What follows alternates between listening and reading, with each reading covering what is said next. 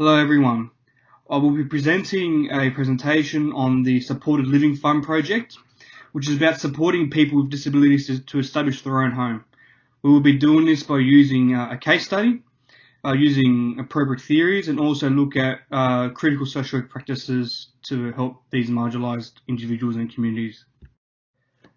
I would like to define disability as an umbrella term that refers to impairment in the body's functional structure, participant restriction, activity impairment, and also disability can be referred to a physical disability or mental health disability. And a disability can also be partial, lifelong, visible or invisible. Some key facts of disabilities: 4 in 10 Australians aged 18 or over have reported having a disability. Additionally, people with disabilities are more high chance of experiencing poverty, having a poor quality of life, and having insecure housing and have lower levels of education. This makes people with disabilities more accustomed to being more socially isolated compared to the rest of the population. The case study we decided to do was the Supported Living campaign, which is about autonomy and control by people with disability and their families. This was conducted by the Family Advocacy Group. Before we get started with the case study, we need to define what supported living is. Supported living is when a person with disability is able to live independently. They're able to decide where they live, whom they live with, and what informal and community supports they need, and also be able to determine how they live. This case study was conducted by the Family Advocacy Group. They were advocating for supported living for people with disabilities rather than sending them to facilities. Central to this initiative was reframing from supported accommodation to supported living. The goal of this campaign was to recognise people with disabilities as the master of their own life, to provide a sense of empowerment, human dignity and agency. And it was also recognised in this campaign that Australians living with disability, housing plays a significant role in their own health and well-being, and provides a sense of independence and humanity to their life.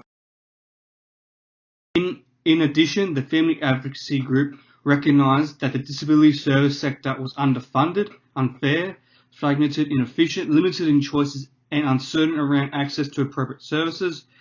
So they proposed to the government a new supported living fund, which was to provide a stream of government funding which helps build a family initiative to enable people with disability to establish their own home and extending out to clients not yet in crisis. The main argument by the campaign is that the disability service sector is not efficient in preventing crises and fostering family initiatives. Also, they argue that the stream of government funds proposed would enable people with disabilities to move into their own home and to develop more positive outcomes for people with disabilities and a cost-effective program for the government. Additionally, it will also contribute to more early prevention strategies and programs and therefore reduce the need for higher cost-intensive supports. The campaign resulted in success, as now there is a supported living fund which allows people with disability to live in their own home. Additionally, now this allows people with disability to say it is okay to make my own decisions. It empowers the people with disability community. It provides a sense of value in society and upholds human dignity and choice. The case study took a postmodern approach, recognising that the world is not mechanical, that rather the world is complex and fluid and multi-layered. The notion that one size fits all is rejected by this case study, and unlike Marxism, observes the exercise of power in the forms of social relationships, levels of knowledge one has, and public discourse. Allen, Pearce and Briskman argue by utilising a postmodern approach, social workers are able to work collaboratively with service users, identify individual challenges in their own life, use reflective practice in the form of active listening and leading with empathy, and understand the experiences of the service users. This is one of the main arguments and philosophies that was used in this case study. Foucault, the founder of postmodernism, argued the modern professional doctor and psychiatrist use the medical gaze. This is when they see the disease or illness before the person, or rather than the person as a whole. Therefore, as social work practitioners, to provide best practice, we must use reflective practice, which provides a sense of empowerment, recognise the person with a disability as the expert in their life. By utilising this, people with disabilities maintain human dignity, and we provide them a sense of empowerment, and improves quality of life for the marginalised individual and community. As alluded to by the case study, by allowing people with disability to choose where they live, what services they want to provide, and who they want to live with, and how they want to live, we as social workers are recognising the human before the disability, and allowing people to live the life they want to live in the form of supported living.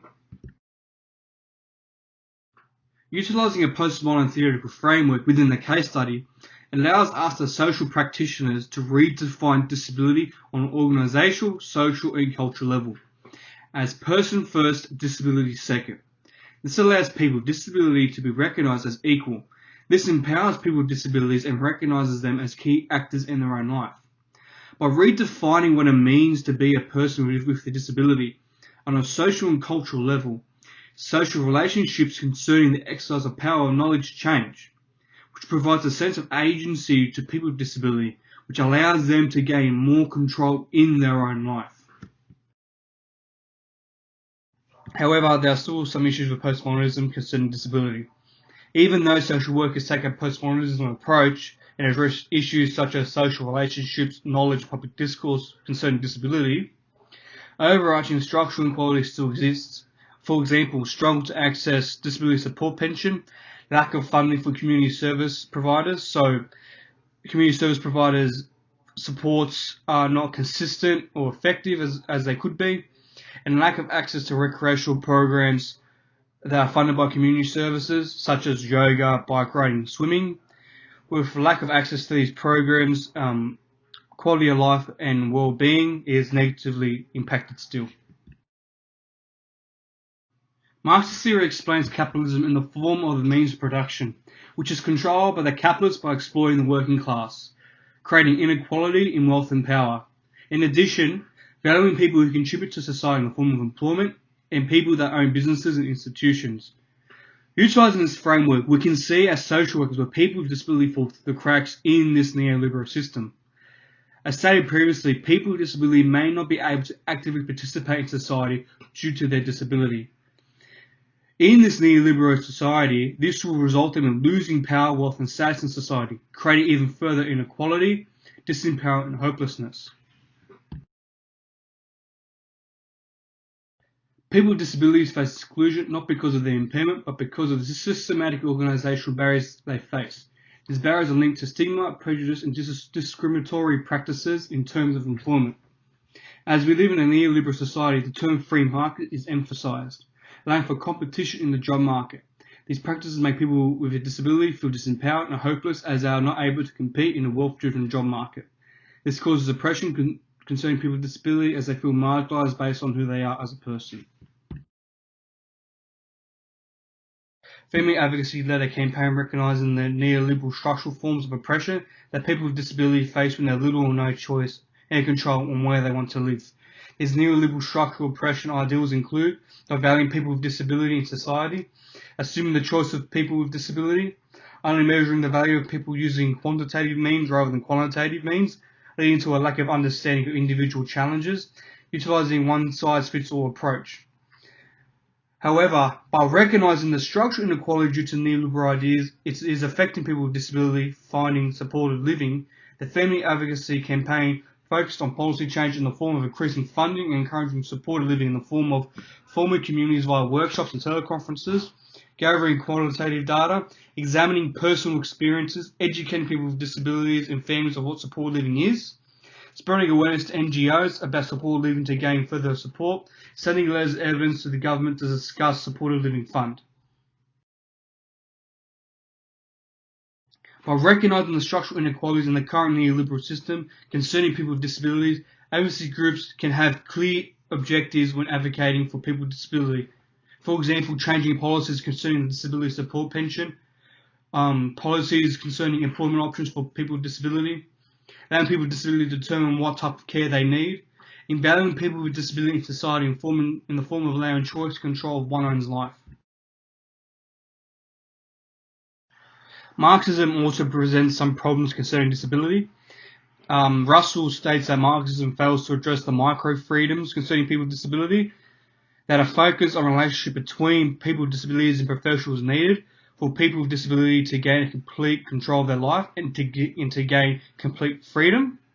In addition, Addressing structural inequality itself is a challenge, as stated by the case study, as practice methods such as activism and workshopping involving large groups to make structural change in government can be a challenge, as there could be a risk of limited participation or limited access to the focus group, in this case, people with disabilities. The human rights perspective within a social work context is the application of practice that maintains and upholds the values, ethics and guidelines of the Universal Declaration of Human Rights. The UDHR sets out the fundamental human rights that are to be universally protected. Over time, Australia has remained a supporter of the human rights through international treaty negotiations and has ratified nearly all of the key international human rights instruments. The UN Convention on Human Rights of People with Disabilities ensure the rights of people with disabilities to have control over the choice of their home or residence, with whom they want to live and to be included in the community without any discrimination in terms of accessibility of services and needs. Human rights are a fundamental principle in our social work practice. However, it's important that we as social workers acknowledge the ways in which human rights have been institutionalised with both legal and judicial in the UN. Ivan Tusk in 2016 argued that the process has been top down, that human rights have been defined for us by professionals, including lawyers, academics and bureaucrats. Most of the global population have no input to how they are defined. The language used to construct them and what it is or not is included. Ivan Tusk can further argue, while professional input certainly has value, it is uncritical application can in fact disempower our clients, as human rights become a matter for the experts rather than the people directly affected. The case study helps social workers to address the considerations around human rights and anti-oppressive practice when working with clients with disability, allowing for autonomy, choice and self-determination.